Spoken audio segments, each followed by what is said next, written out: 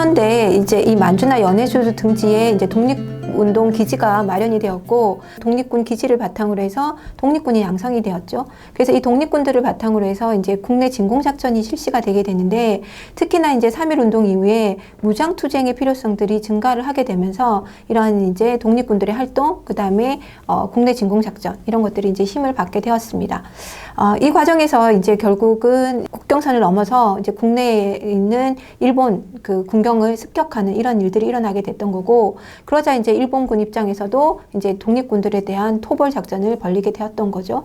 자, 이 과정에서 홍범도 장군이 이끄는 이제 대한독립군과 그 다음에 안무의 국민해군, 그 다음에 최진동의 국무도독부군 이런 것들이 이제 연합을 해가지고 이 봉오동 지역을 중심으로 해서 일본군을 유인을 해서 크게 격퇴를 하는 봉오동 전투가 1920년 6월 달에 일어났었습니다.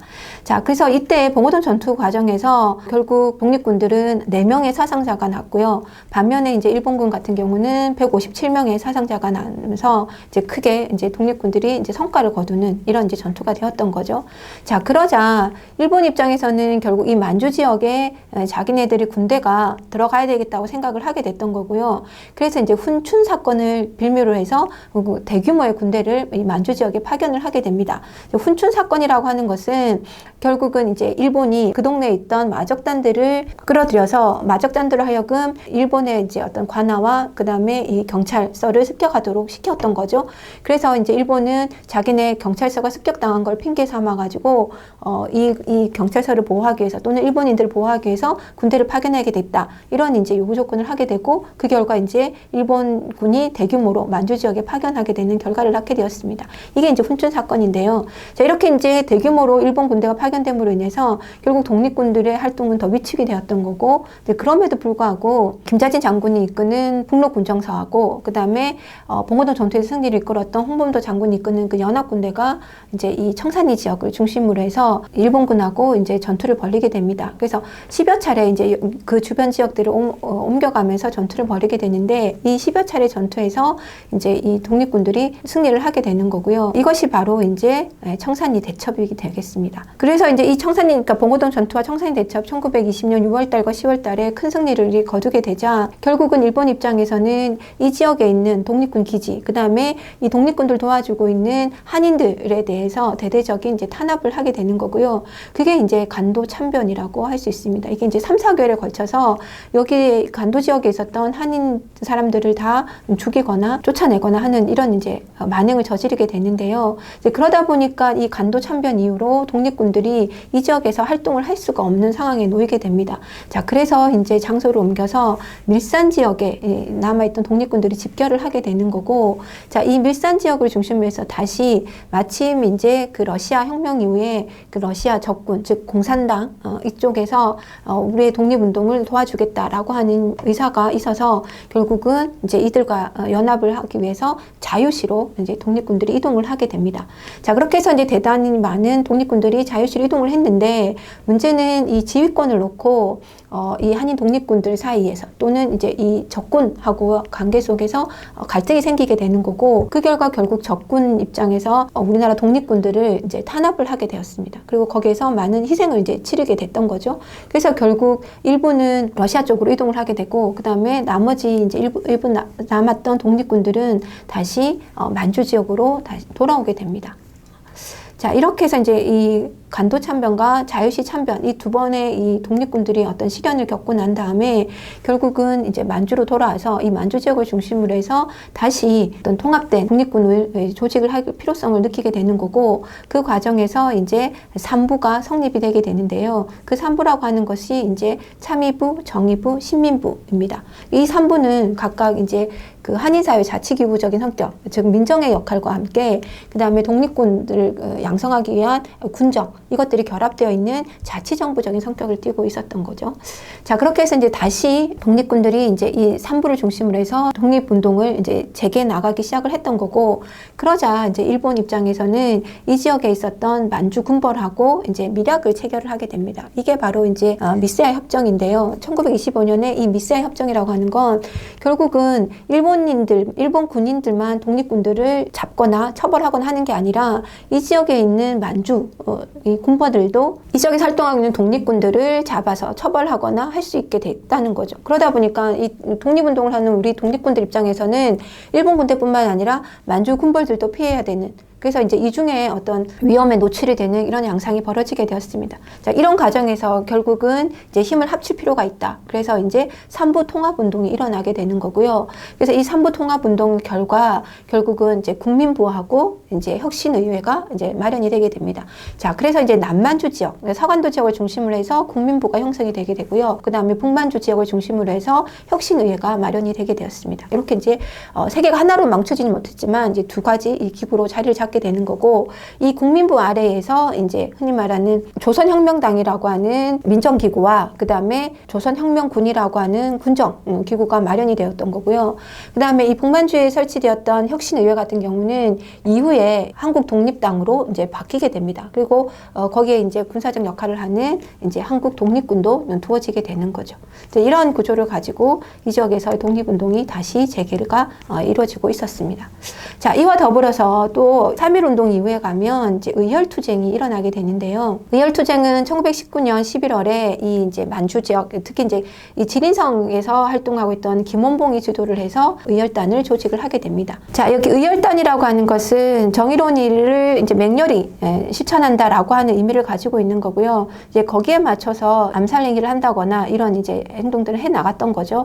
특히나 이 의열단이 이제 지향하는 바가 뭔가 하는 부분들은 1923년에 신채호 선생이 쓴 조선혁명선언을 통해서 확인을 할 수가 있습니다. 그래서 여기 이제 조선혁명선언을 보면 이제 강도 일본을 쫓아내려고 하면 오직 혁명만이 가능하다.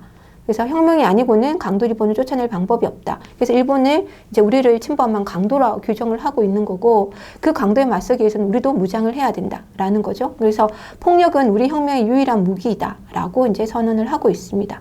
그래서 이제 이런 폭력을 하나의 수단을 통해서 독립운동을 해 나가고, 그다음 일제를 타도한다라고 하는 목표를 이제 설정을 했던 거죠. 자, 그래서 이제 이 의열단 소속의 사람들의 어떤 활동들을 보면 일단 1920년에 박재혁은 부산경찰서에서 폭탄을 투척을 하게 되는 거고, 최수봉이라는 인물은 밀양경찰서에 폭탄을 투척을 하게 됩니다. 그리고 21년에 김익상은 조선총독부에 폭탄을 투척을 하고, 23년에 김상욱은 종로경찰서에 폭탄을 투척하고요. 그리고 이제 일본에서 보면 24년에 김지섭은 그 일본 황궁에 폭탄을 투척하는 이러한 이제 의열 활동을 하게 됩니다. 그리고 1926년에 가면 나석주가 동양척식주식회사랑 식산은행에 폭탄을 투척하면서 이런 의열투쟁을 계속 이어나가고 있었던 거죠.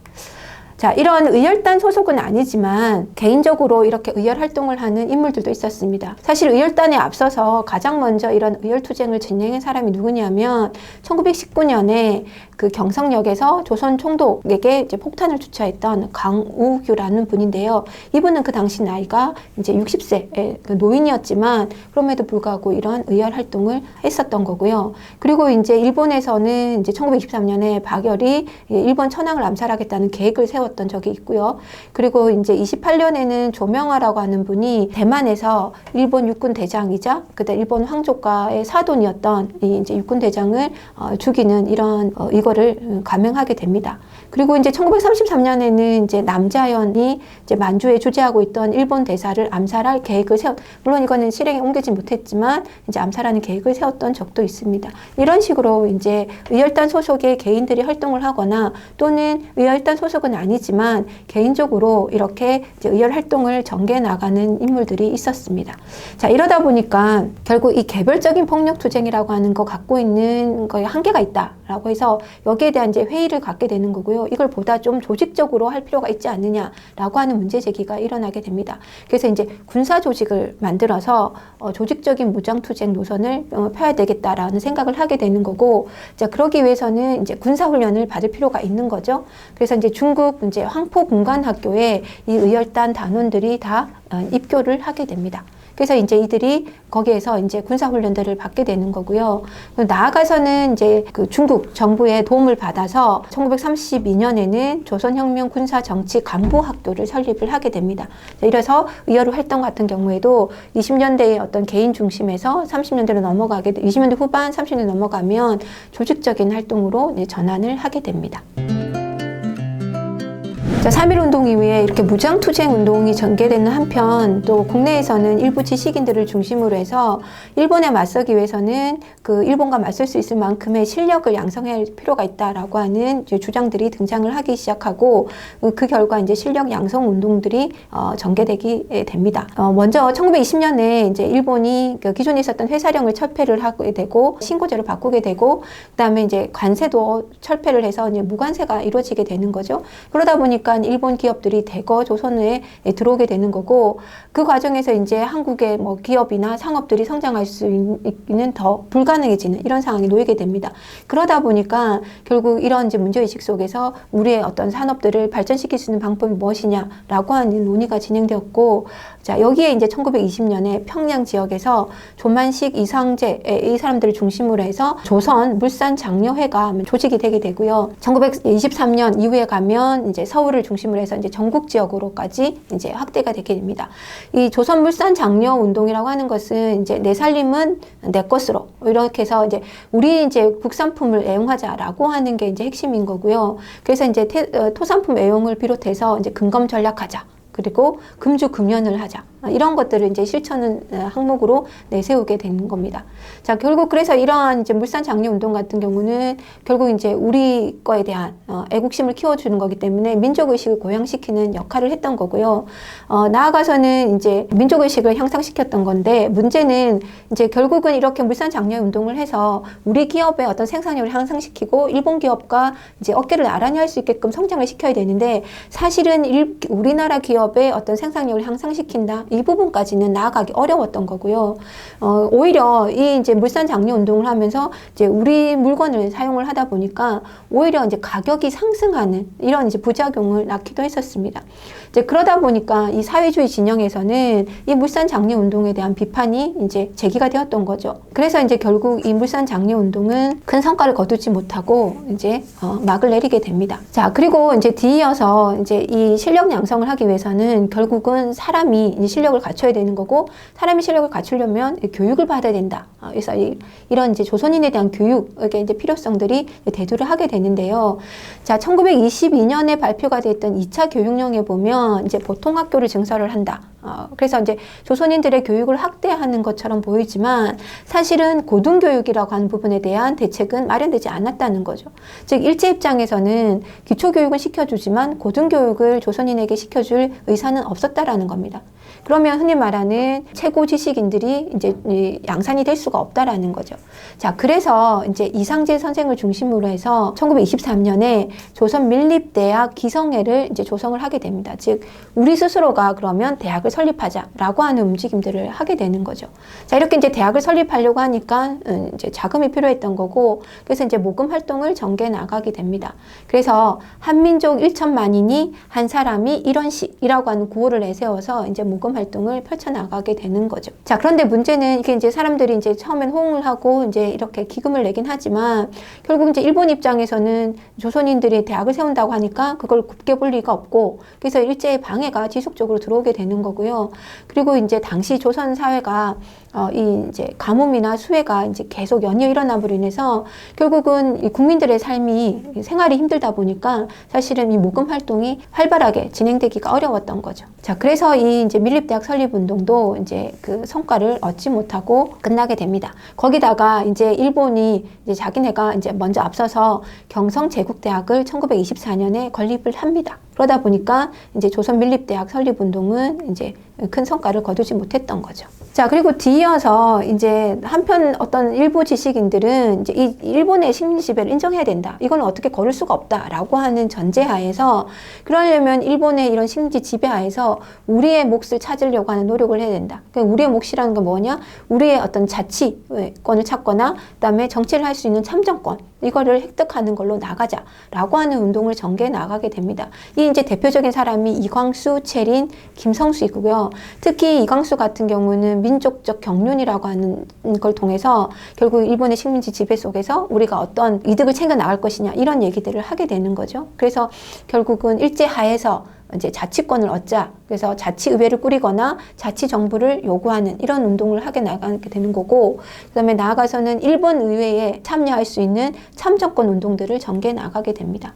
물론 일본이 참정권을 주기는 하지만 결코 의결권을 주지는 않는 거죠. 그래서 결국 이 운동 또한 크게 성과를 보였다라고 보기는 어렵고, 오히려 민족주의 계열의 운동을 타협적인, 그러니까 일본의 지배를 인정하는 이 타협적인 모습과 그다음에 거기에 인정하지 않는 비타협적인 계열로 분열을 초래하는 양상을 만들어내게 됩니다.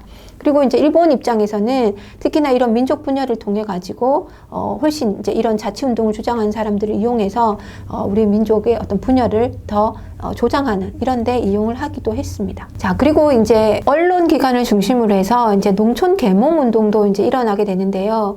자, 이게 이제 일명 문명 퇴치 운동입니다. 그래서 이제 1929년에 이제 조선일보가 이제 문자 보급 운동을 전개를 하게 되는데, 이제 아는 것이 힘, 배워야 한다라고 하는 슬로건을 통해 가지고 한글 원본 이런 책들을 통해서 문자 보급 운동을 적극적으로 진행시켜 나가게 되는 거고요. 그리고 이제 1931년에 가면 동아일보가 분화로드 운동을 이제 시작하게 됩니다. 이제 학생들이 이제 고향으로 내려갈 때 고향 사람들 대상으로 해서, 농촌이죠. 농촌 사람들 대상으로 해서 미신을 타파한다거나 근검절약을 가르친다거나 또는 그 과정에서 이제 한글을 가르치거나 이런 이제 활동들을 펼치게 되는 거죠. 자, 이렇게 해서 이제 문명퇴치 운동들을 전개해 나가긴 하지만 결국 1935년에 총독부가 이러한 것들을 이제 강제로 중지시킵니다. 왜? 이제 농촌에 있는 사람들을, 조선 사람들을 계몽시킨다? 그러면 그 계몽이라고 하는 결국 민족주의 의식을 고취시키는 거라고 판단을 한 거죠.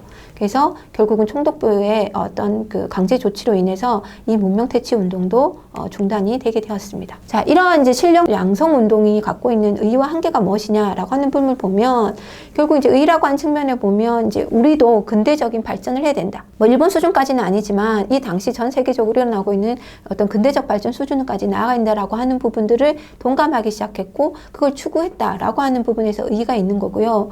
그래서 이제 이러한 이제 근대적 발전을 바탕으로 해가지고 경제적 발전이나 그다음에 교육적 발전을 바탕으로 해서 민족의 독립의 어떤 토대를 마련한다라고 하는 데는 아주 긍정적인 의미가 있다라고 볼 수 있습니다.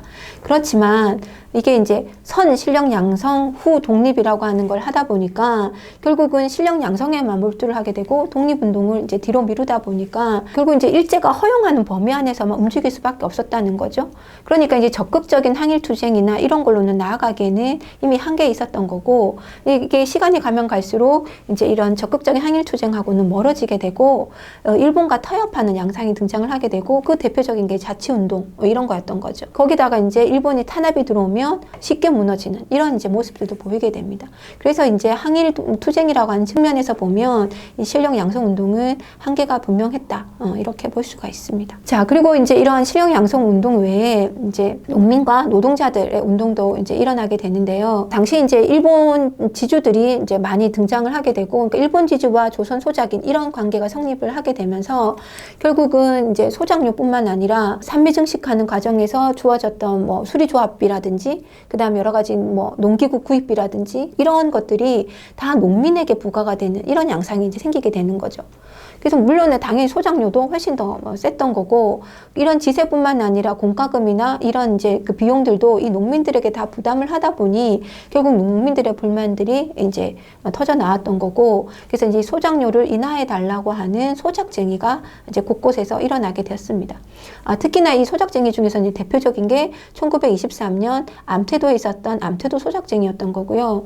특히 이제 이런 소작쟁이 같은 경우에는 농민들의 입장을 대변하는 이렇게 사회주의 세력들이 이제 주도를 해 나갔던 거고, 그래서 이제 이 조선 노농총 동맹을 만들었다가 이게 이제 나중에 가면 농민과 노동자를 분리해서 27년에 가면 조선 농민 총동맹으로 이렇게 분리를 하게 됩니다. 그러면서 훨씬 더 조직적으로 이제 이러한 농민 운동들을 전개 나가게 됐던 거죠. 이제 이 암태도 소작쟁이 같은 경우도 이제 몇 달에 걸쳐서 이제 소작료 인하 운동을 했던 거고, 여기에서 이제 나름의 이제 성과를 거두는 결과를 가져오게 됩니다. 자, 그리고 이제 노동자들 같은 경우에도 결국은 일본인과의 차별, 그다음에 이제 과도한 장시간의 노동, 그다음에 낮은 임금 이런 것들로 인해서 굉장히 고통을 겪고 있는 상황이었던 거고요.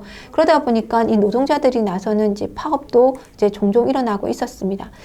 특히 이제 가장 크게 일어났던 대표적인 이제 파업이 1929년에 있었던 원산 총파업인데요. 이게 이제 일어나게 된 계기를 보면 이게 이제 석유 회사인데 여기 이제 일본인 감독관이 이제 한국인 노동자를 이제 때리는 사건이 이제 발생을 한 겁니다. 그러다 보니까 그동안의 불만들과 그다음에 이런 민족적 차별이 겹쳐지면서 결국은 이제 노동자들이 파업을 하게 됐던 거고, 이제 이 파업하는 과정에서 조선인을 때린 그다음에 조선인에 대해서 가혹행위를 행하는 이 감독관을 파면하라라는 거와 그다음에 근무 조건들을 개선해 달라고 하는 요구 조건들을 제시를 하게 됩니다. 그래서 이거는 이제 일자에 있었던 가장 큰 이제 노동쟁의가 되었던 거고, 이 노동쟁의가 이제 몇 달간 지속이 되는데 이게 단순히 이제 이 원산 지역의 이 노동자들만 의해서 이루어진 게 아니라 이게 장기간에 이루어지고 이제 가장 큰 규모로 이루어지다 보니까 이제 국제적인 연대도 일어납니다. 그러니까 다른 나라에서 이제 이 파업을 지지하는 이런 이제 선언들도 하게 되는 거죠. 그래서 이제 국제적인 연대까지 얻는 그런 파업으로서 요구 조건이 받아들여지는 이런 이제 성과들도 거두게 됩니다. 자, 이렇게 20년대 이제 노동자와 농민들의 운동들도 활발하게 일어나게 되는데요. 이게 이제 30년대 가면 이 농민이나 노동자 운동들은 단순히 이런 것처럼 소작쟁이나 그다음에 이런 파업이라고 하는 생존권 투쟁에 그치는 게 아니라 결국은 이게 이제 본질적으로 뭐가 문제냐라고 하는 부분까지 가게 되는 거죠. 그래서 그 본질적으로는 일제 식민지라고 하는 그러니까 반제국주의라고 하는 부분들을 인식화하게 되는 거고, 그래서 이게 이제 결국은 항일 무장 투쟁으로까지 이어지게 됩니다. 자, 그리고 이 시기에 뭐 여러 가지 이제 사회적인 제약을 받고 있는 이제 여러 층들이 존재하는데요. 이 여러 층들의 속에서도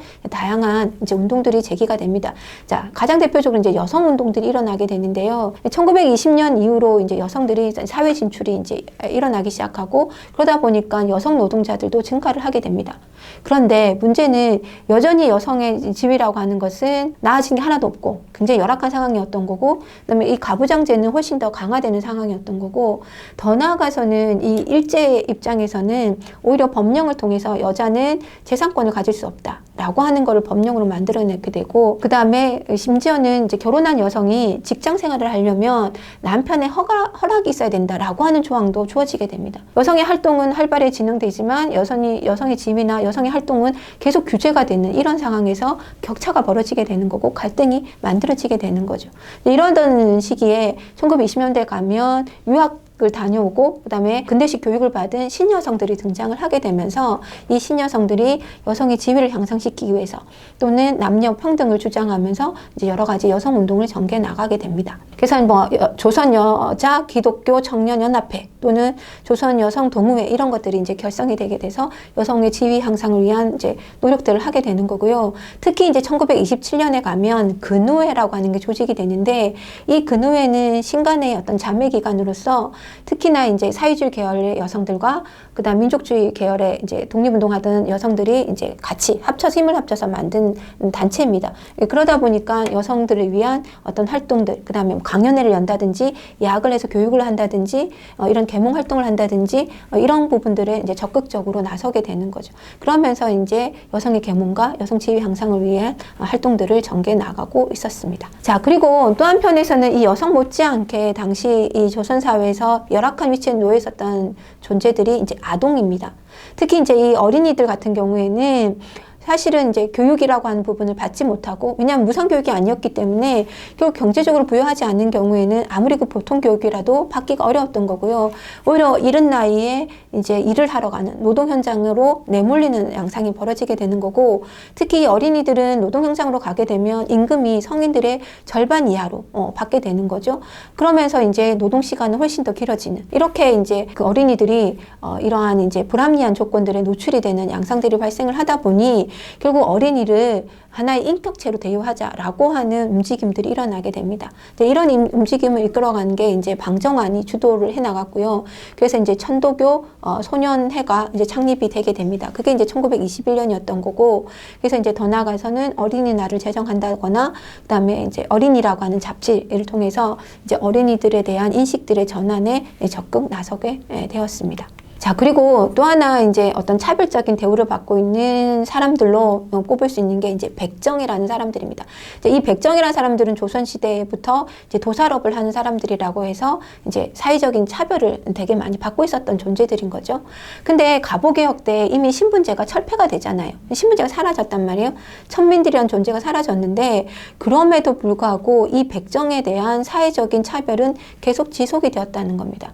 이 사회적 차별만 지속이 된 게 아니라 일제강점기 때 일제가 이제 호적을 만드는데 이 호적에 보면 백정 같은 경우에는 백정이라고 하는 표시를 해둔다거나 그 다음에 나아가서는 이 백정의 자녀들은 학교에 진학하는 게 이제 뭐 금지가 된다거나 이런 식의 차별이 여전히 존재를 했다는 거죠. 오히려 드러내놓고 차별을 하고 있었다는 겁니다. 그러다 보니까 결국은 이런 이제 백정들이 사회적 차별에 대해서 그 차별 폐지를 요구하면서 이제 운동을 펼쳐나가게 됩니다. 그래서 이제 이들이 펼쳐나간 운동을 형평운동이라고 하는데 이제 진주 지역을 중심으로 해서 조선 형평사를 창립을 하게 되는 거고, 그래서 이 형평이란 이름 자체가 저울처럼 이렇게 평등한 세상을 만들자, 이런 의미를 가지고 있었습니다. 그래서 이런 신분, 그러니까 특히 백정이라고 하는 신분에 대한 차별을 철폐하는 운동도 진행이 되고 있었습니다. 이런 식으로 이제 다양한 계층에서 다양한 형태의 민족 해방 운동들이 진행이 되고 있었다라고 하는 것을 우리가 볼 수 있습니다. 자, 3.1 운동에서 이제 가장 큰 3.1 운동에서 큰 역할을 했던 층들을 꼽으라면 이제 학생들을 꼽을 수가 있습니다. 그래서 이제 학생들 또한 이제 이런 민족 해방 운동의 하나의 주체로서 큰 역할들을 해 나가게 되는데요. 이 학생들에 의해서 이루어졌던 항일 운동을 한번 살펴보면 이제 그 가장 대표적인 게 이제 60만세 운동을 꼽을 수가 있습니다. 자, 이 60만세 운동은 1926년 6월 10일 날 그 마지막 황제였던 순종의 장례식을 기해서 이제 만세 운동을 이제 기획을 했던 겁니다. 요때 이제 만세 운동을 기획했던 사람들이 기본적으로 학생이 주도를 하게 되는 거고요. 여기에 천도교 그리고 이제 조선공산당을 중심으로 하는 사회주의 세력들이 같이 힘을 합쳐서 만세 시위 운동을 기획을 하게 되는데, 당연히 이게 이제 일제의 탄압을 받게 되는 거고, 근데 그럼에도 불구하고 이제 학생들이 주도가 되어서 이 60만세 운동을 이제 진행시켜 나가게 됩니다. 자, 그래서 이 60만세 운동 같은 경우는 학생이 주도해 나가는 운동이었다고 하는데도 의의가 있지만, 또 하나 이 운동을 진행하는 과정에서 천도교와 그 다음에 조선공산당, 즉 민족주의 계열과 사회주의 계열이 연합을 했다라고 하는 측면에서 어떤 민족 유일당 운동에 이제 나갈 수 있는 그런 부분에 영향을 끼쳤다는 데서도 큰 의의가 있습니다. 자, 그리고 또 하나 이제 학생들의 중심이 돼서 이루어졌던 운동 중에 하나가 이제 광주 학생 항일 운동인데요. 이거는 이제 그 광주 지역에서 일어났던 건데, 이제 광주에서 나주로 통학하는 기차 안에서 1929년 10월에 결국 그 통학 열차 안에서 일본인 학생이 조선 여학생들을 이제 희롱하는 이런 이제 사건이 일어나게 된 거고, 그걸 목격했던 이제 조선인 남학생이 결국 일본인 학생하고 충돌을 하게 됐던 거죠. 자, 그렇게 충돌을 해서 이제 조사를 받게 되는데, 이때 이제 그 경찰이 당연히 이제 일본 학생 편을 들게 되는 거고, 심지어는 이제 조선 학생에게 이제 뺨을 때리는 이제 이런 사건들이 일어나게 됩니다. 이러한 이제 과정에서 결국은 이제 조선 학생들이 이런 차별적인 대우 이런 것들에 대해서 분노를 하게 되는 거고, 그러면서 이제 동맹회학이라든지 가두 시위 등을 이제 준비를 하게 됩니다. 그러면서 이제 식민지 노예 교육의 철폐, 그 다음에 조선인 본인의 교육을 실시하자라고 하는 것들을 이제 구호로 내세우게 되는 거고요. 자, 그래서 이제 11월 3일 날 이제 가두 시위를 이제 준비를 하고 이제 진행을 시켜 나가는 거죠. 자, 그래서 우리가 오늘날까지도 11월 3일을 학생 기념날로 보고 있는 거죠. 자, 이때 이제 이 광주 학생 운동이 가두 시위가 진행이 되고 할 때, 이때 이제 신간에서 이 이제 광주 학생 운동에 대한 진상조사단이 이제 파견이 되게 되는 거고, 그때 이제 파견이 돼서 이 신간의 사람들과 학생들 사이에서 이제 민중대회를 개최를 이제 마련을 하게 됐던 겁니다. 그러면서 이게 단순히 광주 지역이나 이 지역에서만 머물렀던 게 아니라 결국 전국적으로 확산이 되게 되고, 학생 운동이 전국적으로 확산이 되는 이런 이제 결과를 낳게 됩니다. 그래서 이 광주 학생 운동 같은 경우는 결국 3.1 운동 이후에 최대의 민족 운동으로서 그 의미를 가진다라고 볼 수 있습니다. 자, 그리고 이러한 이제 앞서 이제 그 광주 학생 운동이나 그 다음에 그 전에 했던 60만세 운동에서 본 것처럼 이 당시에 이제 민족 유일당, 그 다음에 사회주의 계열과 민족주의 계열의 연합이라고 하는 것들이 하나의 과제로 떠오르게 되는데요. 그리고 그런 움직임이 일어나게 되는데, 여기 보면 이제 3.1 운동 이후에 결국 이제 민족주의 계열과 사회주의 계열로 이제 나뉘어지게 되는 거고, 특히 이제 민족주의 계열 같은 경우는 우리가 앞서 본 뭐 자치운동이나 이런 것들을 통해서 타협적 민족주의와 그 다음에 비타협적 민족주의로 다시 이제 민족주의 계열에서 분열이 일어나게 됩니다. 그래서 이제 이러한 비타협적인 그 민족주의 계열들의 어떤 움직임과 함께 그 다음에 이제 사회주의 진영에서는 1925년 이제 그 치안유지법이 제정이 되면서 결국은 이제 사상범을 이제 일본이 색출을 하게 되고 잡아들이다 보니 대부분이 이제 이런 사회주의자들이 잡혀가게 되는, 그래서 사회주의 계열에서 어떤 독립운동을 진행하거나 사회운동을 진행하는 게 굉장히 어려워지는 상황이 생겼다라는 거죠. 이제 그러다 보니까 결국 사회주의 진영에서도 새로운 운동 방향을 모색해야 되는 이런 입장이 있었던 거죠. 그래서 비타협적 민족주의 계열과 이런 사회주의 계열에서 이제 새로운 운동을 모색을 하는 과정에서 이제 연합이라고 하는 게 이루어지게 되는 거고요. 특히 이제 중국에서는 국공합작이 이제 이루어지게 되는 거고, 그 영향으로 만주 지역에서도 민족유일당 운동들이 이제 일어나고 있었습니다. 이런 것들이 이제 국내에서도 영향을 받았던 거죠. 자, 그러면서 이제 특히 이제 사회주의 진영에서는 이제 우리도 합법적으로 운동을 하겠다라고 하는 정오의 선언을 하게 됩니다. 그래서 이제 합법적으로 하다 보니 이제 비타협적 민족주의와 이제 연합을 하게 됐던 거고, 이게 이제 신간회의 발족으로 이루어지게 됐던 거죠. 그래서 1927년 신간회가 만들어지면서 민족유일당 운동이 이제 새로운 운동으로 모색이 되었습니다. 민족유일당 운동의 결과물인 신간회 같은 경우에는 일단은 공개단체였던 거고요. 거기다가 이제 그래서 전국에 이제 지회들을 건립을 하게 됩니다. 그래서 전국적으로 한 143개 정도의 이제 지회가 마련이 되었다고 하고, 그러다 보니까 이제 굉장히 대중적으로 이제 정치나 사회적인 단체로서 성장을 하게 되는, 여러 대중들의 지지도 받는 이 단체로 성장을 하게 되었습니다. 그리고 이제 앞서 본 것처럼 그 신간회 같은 경우에는 광주 학생 운동이 일어났을 때 그 진상조사단을 파견을 하게 되고, 그때 이제 내려가서 이제 민중대회까지 개최를 해서 이 운동을 전국적으로 확산시키는데 큰 역할을 하게 되었던 거죠. 자, 그런데 문제는 이렇게 이제 민중대회를 개최를 하면서 결국은 이 신간회 지도부들이 일제에 의해서 다 체포가 되거나 이제 탄압을 받게 됩니다. 자, 그러다 보니까 결국 신간회 지도부가 새로운 지도부로 개편이 되게 된 거죠. 근데 이렇게 이제 새롭게 개편이 된 이제 지도부는 사실은 이제 타협적인 어떤 합법 운동으로 방향을 정리를 하게 됩니다. 그래서 이런 타협적인 운동들을 이제 강조를 하다 보니 당연히 사회주의 계열의 운동가들에게 어떤 반발을 사게 됐던 거고, 이뿐만 아니라 이제 국제적인 분위기를 보면 이 1차 국공합작이 이제 실패로 끝나게 됐던 거고, 중국에서는. 그러다 보니까 그 영향에서 이제 국제공산주의, 즉 코민테른에서도 합작이라고 하는 부분들에 대한 부정적인 그 의사를 이제 표방을 하게 됩니다. 이러한 이제 영향 속에서 결국은 사회주의자들이 이 신간의 해소를 주장을 하게 됩니다. 그래서 1931년에 결국은 신간회는 해소가 되게 되는데요. 왜 해체가 아니고 해소냐 하면, 이거는 이제 이걸 단체를 없앤다라는 의미가 아니라 이걸 이제 다른 운동으로 이제 어떤 형태를 변화 발전시킨다라고 하는 의미에서 이걸 이제 해소했다라고 표현을 하고 있습니다. 자, 어쨌든 신간회 활동은 이제 신간회가 해소가 된 이후에 다시 이제 이 비타협적 민족주의 운동 계열은 이제 조선학 운동과 같은 문화예술 운동으로 이제 활동을 하게 되는 거고요. 반면에 이제 사회주의 계열 입장에서는 이제 혁명적인 뭐 농민운동, 노동운동 이런 쪽으로 이제 진행을 하게 됩니다. 그래서 이렇게 다시 민족주의 계열과 사회주의 계열 운동의 분화가 일어나게 됩니다. 자, 이번 시간에는 40년대 그 무장 독립운동을 한번 살펴보도록 하겠습니다. 자, 그 31년에 만주사변이 일어나고 37년에 이제 중일전쟁이 일어나게 되면서 결국 이 만주 지역에서의 독립운동이라고 하는 것이 상당히 이제 어려운 상황에 놓이게 됩니다. 그러다 보니까 결국은 이제 우리나라의 독립군들만의 이제 독립운동을 하기보다는 중국과 함께 이제 연합군을 결성해서 독립운동을 이제 진행시켜 나가는 쪽으로 방향이 설정이 되게 됩니다. 자, 그래서 이 남만주 지역에서는 이제 서간도 남만주 지역에서는 양세봉이 이끄는 조선혁명군이 중국 의용군과 함께 그 연합군을 형성을 해서 영릉가 전투나 그 다음에 흥경성 전투에서 이제 승리를 거두게 되는 거고요.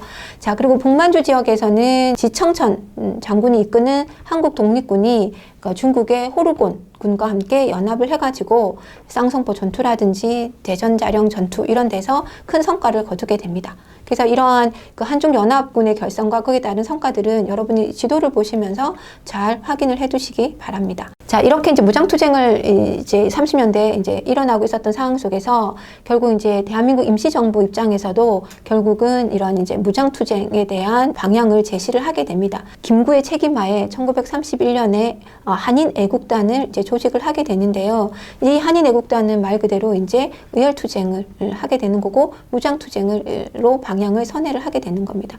자, 이렇게 이제 1931년에 한인애국단을 조직한 이후에 제일 처음 1932년에 이봉창이 도쿄에서 천황의 마차를 향해서 폭탄을 투척하는 이런 이제 의거를 하게 되는 거고, 그 다음에 이제 윤봉길 의사가 홍커 공원에서 이제 폭탄을 투척을 해서 이제 일본군 장성과 그 고관들을 처단하는 그런 이제 의거를 단행을 하게 됩니다.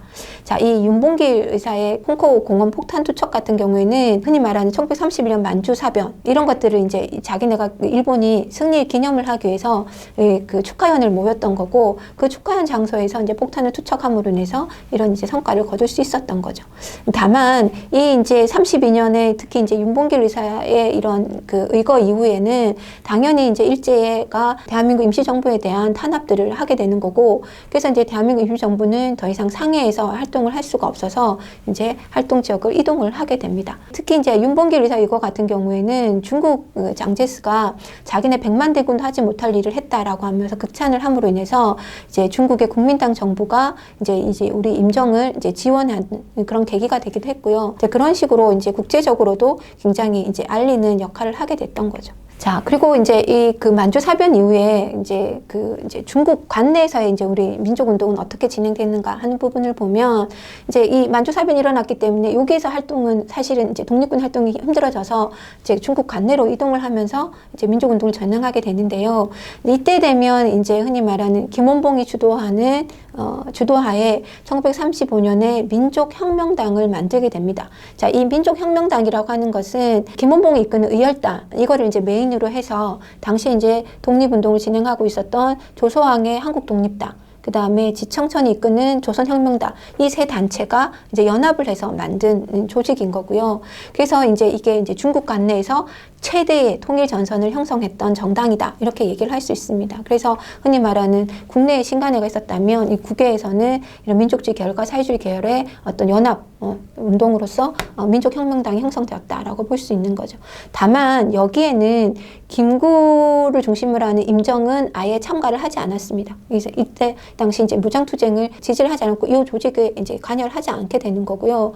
그리고 이제 이게 의열단, 그러니까 김원봉 중심으로 이제 계속 진행이 되다 보니까 결국은 같이 이제 여기에 힘을 실어줬던 이제 조소왕이나 지청천 같은 경우도 이 민족혁명당에서 이탈을 하는 이런 양상들이 이후에는 발생을 하게 됩니다. 자, 그리고 이제 1937년 중일전쟁 이후에 가면 이제 이 다시 독립운동 같은 경우도 이제 중국 관내에서 또 다른 형태의 이제 독립운동을 진행을 하게 되는데요. 일단은 앞서 만들어졌던 이런 민족혁명당을 계승하는, 그래서 이제 조선민족전선연맹 이런 것들이 결성을 하게 되는 거고, 조선민족전선연맹 결성 요거를 기반으로 해서 여기 아래서 이제 군사적인 무장투쟁을 할 수 있는 군사조직이 마련이 되는데, 그게 바로 1938년에 만들어지는 조선의용대입니다. 그래서 이 조선의용대 같은 경우에는 중국 관내에서 활동을 하다 보니까 중국의 국민당 정부의 지원을 받게 되었던 거고요. 그래서 이제 국민당 그 중국과 함께 이제 일본군에 대한 뭐 심리전에 참여를 한다든가 후방 어떤 공작 활동을 한다거나 이런 식으로 이제 적극적인 활동을 함께 진행해 나가게 됩니다. 자, 그런데 이게 이제 그 국민당 정부랑 같이 일을 하다 보니까 중국의 국민당 정부가 그 항일 투쟁을 적극적으로, 그러니까 우리가 원하는 만큼 이제 적극적으로 펴지 않는다라고 하는 이제 문제 제기가 일어나게 되는 거고, 우리 내부에서. 그래서 이 조선의용대 사람들의 다수가 결국 적극적인 항일 투쟁을 목적으로 해서 이제 결국은 하북 지역으로 이동을 해 나가게 됩니다. 이게 이제 1940년에 일어나게 되는 거고, 그래서 이제 하북 지역으로 이동을 해서 조선의용대 하북 지대 이거를 이제 결성을 하게 됩니다. 그러면서 이때는 이제 중국 팔로군, 즉 중국 공산당 이제 군사 조직하고 함께 항일 투쟁을 진행해 나가게 되는 거죠. 자, 그리고 이제 이 조선의용대 이제 하북 지역으로 가지 않았던 요 조선의용대 일부는 나중에 가면 김원봉과 함께 1942년에 한국 광복군에 합류를 하게 됩니다. 그래서 이 조선의용대의 분화 이런 부분들도 여러분이 잘 확인을 해두시면 좋겠습니다. 자, 그래서 이제 1940년대 가면 이제 이 무장 독립전쟁이 좀 조직적으로 이루어지게 되는데요. 일단 이제 임시정부 입장에서는 국민의당 정부의 이제 지원을 받아가면서 이제 이 충칭 지역에 이제 다시 자리를 잡게 되고 이때 이제 새롭게 임시정부를 재정비하는 움직임들을 하게 됩니다. 자, 이 과정에서 이제 김구의 한국국민당, 그다음 조수왕이 이끄는 한국독립당, 그다음 지청전이 이끄는 조선혁명당 이게 이 단체 세 개가 이제 통합을 하게 되는 거고 그 통합의 결과 이제 한국독립당이라고 하는 걸 결성을 하게 됩니다. 이게 이제 1940년. 그래서 이제 임정이 새롭게 재정비되었다라고 볼 수가 있는 거고 특히 이제 김구를 이제 주석으로 삼으면서 이제 이 주석을 중심으로 하는 지도 체제를 다시 재정비를 하게 됩니다. 그리고 나아가서는 이제 한국 그 독립당을 기반으로 해서 결국은 이제 무장 투쟁을 할 수 있는 무장 독립 전쟁을 할 수 있는 이제 조직을 군사 조직을 만드는 거죠. 그게 바로 한국 광복군 입니다. 그래서 1940년에 임정의 직할 부대로서 이 한국 광복군이 창설이 되게 되고 이때 이 한국 광복군의 그 사령관으로 지정천 장군이 이제 자리를 잡게 되는 거죠. 자, 그리고 이제 앞서 설명한 것처럼 그 조선의용대 다수는 하북 지역으로 갔지만 일부 남아있던 조선의용대 사람들이 김원봉과 함께 이제 이 한국 광복군에 합류를 하게 됩니다. 이게 이제 1942년. 그래서 어떻게 보면 이 1942년에 이 한국 광복군 내부에서 사회주의 계열과 민족주의 계열의 어떤 통합도 이루어지고 있었다라고 하는 것을 우리가 확인을 해볼 수가 있습니다. 자, 이런 한국 광복군의 활동들을 좀 살펴보면요. 일단 1941년에 이제 태평양 전쟁이 발발하자 우리도 이제 일본에다가 선전포고를 하게 됩니다. 그러면서 이제 연합군 일원으로 이 전쟁에 참전을 하게 되는 거죠. 그래서 이제 우리도 이제 하나의 연합군 일원으로서 참전함으로써 우리 그 독립에 한 발짝 더 다가서려고 하는 움직임들을 하게 되는 거고요. 자, 그리고 이제 이 영국군하고 연합을 해서 미얀마와 인도 이 전선에 파견이 되기도 합니다. 그리고 또 나아가서는 이제 국내 진공작전을 이제 계획을 하게 되는데요. 이 국내 진공작전을 펴기 위해서 미국 전략정보국이라고 하는 OSS 여기와 연합해가지고 이제 특수 훈련을 받게 됩니다. 그리고 이제 이런 이제 진공작전을 하기 위한 이제 계획들을 다 수립을 한 거죠. 그런데 안타깝게도 이제 국내 투입 직전에 일제가 항복을 하는 바람에 사실은 이 계획은 무산이 되게 됩니다. 어쨌든 그래서 이제 이런 광복군의 활동들은 이제 이루어지고 있었던 거고요. 그러면서 이제 임시정부는 나아가서는 이제 대한민국 건국강령도 제정을 합니다. 1941년에 이런 대한민국 건국강령을 제정을 해서 공포를 하는데 그 내용을 보면 결국 우리는 보통선거를 통해서 민주공화국을 수립한다.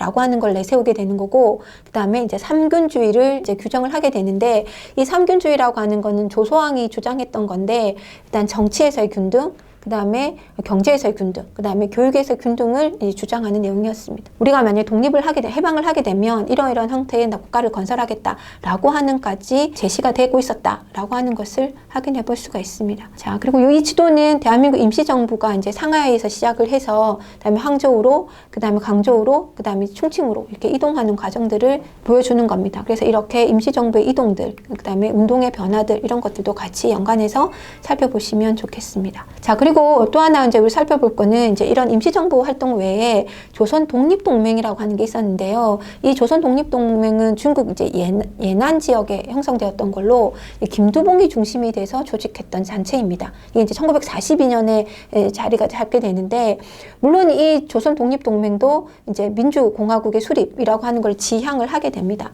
그래서 앞서 이제 말한 것처럼 조선의용대에서 다수들이 적극적인 한일 투쟁을 하겠다라고 해서 하북 지역으로 옮겨 게 오잖아요. 그래서 이 조선의용대 하북지지대 이걸 이제 개편을 해서 이제 조선의용군을 결성을 하게 되는 거고, 군사 조직으로. 그러니까 이들과 함께 조선공산당이 함께 이제 연합전선을 구축해서 독립투쟁을 해나가고 있었습니다. 자, 그래서 김두봉을 중심으로 하는 이러한 이제 활동도 있었다라는 것도 염두에 두시고, 그다음에 이제 한편 국내에서도 이제 이런 움직임들이 있었는데요. 국내에서는 영웅령이 주도하는 조선공국동맹이 1944년에 조직을 하게 됩니다. 물론 이제 비밀리에 이제 만들어지게 되는데요.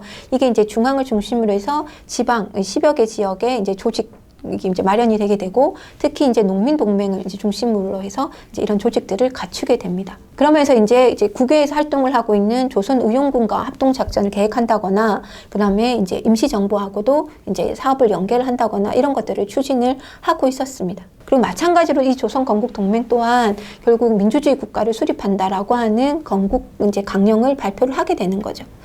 자, 이렇게 보면 결국 우리나라의 독립운동 무장투쟁이 됐던, 그 다음 민주정부 중심의 투쟁이 됐던, 결국은 해방 이후에 민주공화국을 수립한다라고 하는 공동의 목표가 마련이 되고 있었다라는 거를 이제 확인을 해볼 수가 있습니다. 자, 그 이후에 해방 이후에 이런 움직임들이 어떻게 연계되는지 다음 시간에 살펴보도록 하겠습니다.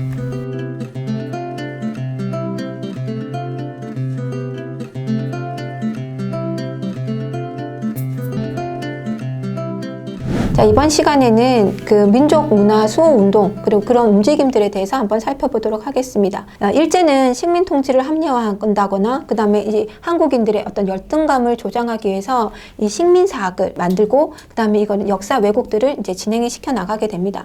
이 식민사학의 핵심은 이제 정체성론, 타율성론, 당파성론이라고 할 수 있는데요. 정체성론 같은 경우는 조선은 고대 국가부터 19세기까지 여전히 고대 사회에 머물러 있었다. 전혀 발전이 없었다라고 하는 게 정체성론이고, 타율성론이라고 하는 것은 결국 이 한국은 중국이나 일본 이 주변 국가의 영향 속에서 변화 발전하였다라고 얘기하는 게 타율성론입니다. 그리고 이제 당파성론 같은 경우는 조선에서의 분당을 당쟁으로 보면서 대립, 분열 이런 것들이 이제 한국 사회를 이끌어가는 핵심이었다라고 바라보는 거죠. 자, 그러면서 이러한 식민사학들을 합리화시키기 위해서 조선사 편수회를 설치를 해서 이제 37권이나 되는 조선사를 편찬을 하기도 했습니다. 자, 그러다 보니까 결국은 이런 식민사학의 잘못된 부분들을 지적하고, 그 다음에 올바른 이제 역사학을 수립하려고 하는 움직임들이 일어나게 된 거죠. 그래서 그 첫 번째는 이제 민족주의 사학이 움직임이 일어나게 됩니다. 대표적으로 박은식, 신채호, 정인보 이분을 이제 꼽을 수가 있는데요.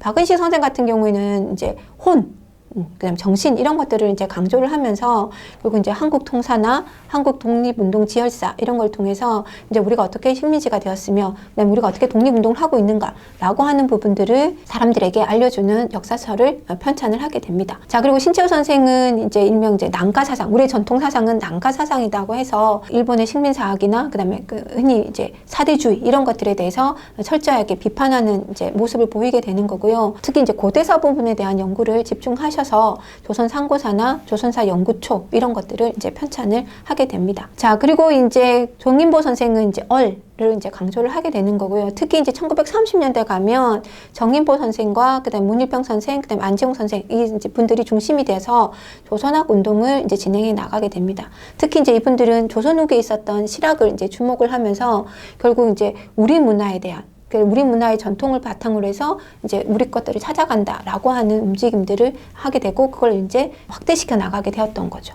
자, 이런 이제 민족주의 사학의 한 부류가 있었다면, 또 한편에서는 사회주의 영향을 받아서 사회경제사학을 통해서 식민사학을 극복하려고 하는 움직임이 일어나게 됩니다. 그 대표적인 인물이 백남훈 선생이고요. 그래서 백남훈 선생은 이제 우리나라의 역사 발전도 세계사의 역사 발전하고 다르지 않다, 같이 간다. 그래서 이렇게 발전론을 얘기를 하면서 결국 일제가 식민사학에서 주장하는 이 정체성론을 이제 비판을 하게 되는 거고, 그래서 이러한 내용들 담은 조선사회 경제사 이것들을 이제 편찬을 하게 됩니다. 자, 그리고 또 한편에서는 역사는 실증이다 라고 해서 실증주의 역사학을 주도해 나가는 사람들도 있습니다. 이 대표적인 게 이병도 손진태 선생이고요. 그래서 진단학회라고 하는 걸 통해서 이제 역사의 실증주의 이런 부분들을 강조를 하고 있었습니다. 자, 그리고 이제 이런 역사뿐만 아니라 국어에 있어서도 이런 이제 민족 운동들이 일어나게 되는데요. 특히 이제 1921년에 조선어 연구회가 이제 만들어지게 되는 거고, 이 조선어 연구회에서는 이제 흔히 말하는 우리가 한글날이라고 얘기하는 각야날 이것들을 이제 제정을 하게 되는 거고, 그다음에 잡지 한글이라고 하는 것을 창간을 해서 우리 이제 국어를 보급하거나 학대시키는 이런 역할을 하게 됩니다. 그리고 이제 이런 조선어 연구회가 이제 좀 더 학대 개편하는 것이 1931년에 조선어학회인 거고요. 이 조선어학회는 이윤배 선생과 최원배 선생이 주도해서 만들어 나가게 됩니다. 그래서 이 조선어학회에서는 이제 한글 맞춤법 통일안, 그 다음에 표준어와 외래어 표기법 뭐 이런 것들을 이제 제정을 하게 되는 거고, 가장 중요한 우리말 큰사전 이 편찬들을 진행해 나가는데, 문제는 뭐 일본이 그대로 보고 있진 않았겠죠. 그래서 일제 탄압위에서 이 큰사전 편찬은 결국 이제 실패를 하게 됩니다. 그리고 더 나아가서 1942년에 가면 일제가 조선어학회 사건을 일으켜서 결국은 이 조선어학회 소속돼 있던 회원들을 체포를 하게 되는 거고, 이 학회를 이제 강제 해산시킴으로 인해서 조선어 교육도 활기를 띠지 못하는 이런 상황에 도래를 합니다. 특히 이제 1930, 40년대에 가면 민족 말살, 그 다음에 뭐 전시체제 이렇게 하면서 조선어 사용을 금지하다 보니까 더더군다나 국어를 중심으로 하는 활동들은 좀 더 위축될 수밖에 없었다, 이렇게 볼 수 있습니다. 자, 그리고 이제 종교 활동들을 좀 살펴보면은요, 크게 이제 흔히 말하는 3.1운동을 이끌어갔던 불교, 그 다음에 천도교, 개신교, 뭐, 이렇게 이제 뽑을 수 있는데, 일단 불교 같은 경우에는 일제가 이제 사찰령을 만들어가지고 불교를 탄압을 하고 있었는데, 결국 이 사찰령 폐지를 주장하는 움직임들이 있었던 거고, 그런 움직임들을 하기 위해서, 조선불교 유신회가 조직이 되었던 거고, 그 다음에 이제 한용운 스님 같은 분들이 이제 이런 민족해방운동에 적극적으로 참여를 하고 있었던 거죠. 자, 개신교 같은 경우에는 일명 이제 계몽, 그 다음에 이제 문화사업, 이런 이제 의료, 이런 것들에 이제 적극적으로 참여를 하게 되는데요. 특히 이제 1930년대 가면 신사참배를 운동을 적극적으로 거부하는 이런 운동을 펼쳐나가게 됩니다. 그리고 이제 천주교에서는 뭐 양로원이나 고아원들, 이렇게 이제 복지 운동들을 이제 중심으로 해나가게 되는데, 특히 이제 일부 교도들이 만주에서 의민단이라고 하는 것을 이제 만들어서 항일 무장투쟁으로까지 이제 나아가게 됩니다. 이런 이제 활동들도 하게 되는 거고요. 자, 그 다음에 이제 당군을 이제 숭배하는 대종교 같은 경우에는 흔히 이제 나철을 중심으로 해서 대종교를 만들게 되고, 특히 이제 이 대종교는 이제 자기네 그 종단을 아예 북한도로 옮겨서 거기에 이제 중광단을 만들어서 그 적극적인 무장투쟁 운동에 나서게 되는 거죠. 천도교 같은 경우에는 이제 뭐 어린이나 여성, 뭐 개벽 이런 이제 잡지들을 통해 가지고 계몽 운동들을 적극적으로 진행해 나가고 있었습니다. 자, 그리고 이제 원불교도 만들어지게 되는데요. 이 원불교 같은 경우에는 흔히 말하는 뭐 근검 전략, 뭐 이런 식의 어떤 새생활 운동, 이런 것들을 중심으로 운동을 진행시켜 나가고 있었습니다. 그래서 이 종교계에서도 나름대로 이제 항일 운동들을 하고 있었다라고 하는 걸 확인을 할 수 있습니다. 자, 그리고 문학과 이제 예술 부분들을 잠깐 살펴보면, 이제 1920년대에 가면 이제 일명 이제 문학 쪽에서는 이 동인지가 많이 발간이 되게 되는 거고요. 그리고 이제 이 20년대 사회주의 사상이 이제 적극적으로 이렇게 들어오면서 그 사회주의 사상의 영향으로 이제 신경향파 문학, 즉 이제 카프가 이제 결성이 되게 되고, 이제 그러한 이제 사회주의 이 사상을 담은 문학 운동들이 일어나게 됩니다. 자, 그리고 이제 30년대 가면 이제 저항 문학이라고 하는 게 만들어지게 등장을 하게 되는데, 우리가 잘 아는 이육사, 윤동주 이제 이런 분들이 이제 대표적으로 저항 문학을 했다라고 볼 수가 있는 거죠. 자, 그리고 이제 연극에서는 토월회가 만들어지게 되고요. 극예술연구회에서 이제 이런 신극 운동들을 이제 적극적으로 1920년대 진행시켜 나가게 됩니다. 그리고 이제 영화에서는 나홍규가 이제 아리랑, 1926년에 아리랑이라고 하는 영화를 발표를 하게 되는 거죠. 자, 그 다음에 또 하나 이제 예술적인 부분에서 우리가 좀 주목해야 되는 사람은 이제 간송 전형필 선생인 거죠. 자, 이 간송 전형필 선생은 쉽게 말하면 일본에 의해서 일제가 이제 우리 문화재를 끊임없이 수탈해가고 이제 가져가고 훼손하고 있었던데, 이런 문화재들을 다시 수집하고 그 다음에 보존하는 그런데 이제 앞장섰던 분이 이 전형필 선생입니다. 특히 이제 그때까지 알려지지 않았던 훈민저금 해례본을 이제 무려 집 한 채 값을 주고 이제 구입을 하셔서 이제 이걸 통해서 이제 한글 연구나 이런 것들을 이제 진행시키는데 크게 기여를 하게 되고, 그 외에 많은 문화재를 보존하는데 크게 기여를 하시죠. 그다음 뭐 스포츠에서는 송기정 선수를 꼽을 수가 있는 거고, 그 다음에 이제 안창남이라고 하는 비행사, 이런 분들도 이제 어떤 이런 활동을 했던 분들로 이름을 기억을 해두시면 좋을 것 같습니다. 자, 그래서 이런 다양한 분야에서 식민사회 극복뿐만 아니라 문학과 예술에서도 민족운동들이 일어나고 있었다. 그다음 민족 문화를 소화하기 위한 운동도 있었다라고 하는 것들을 확인을 해볼 수 있었습니다.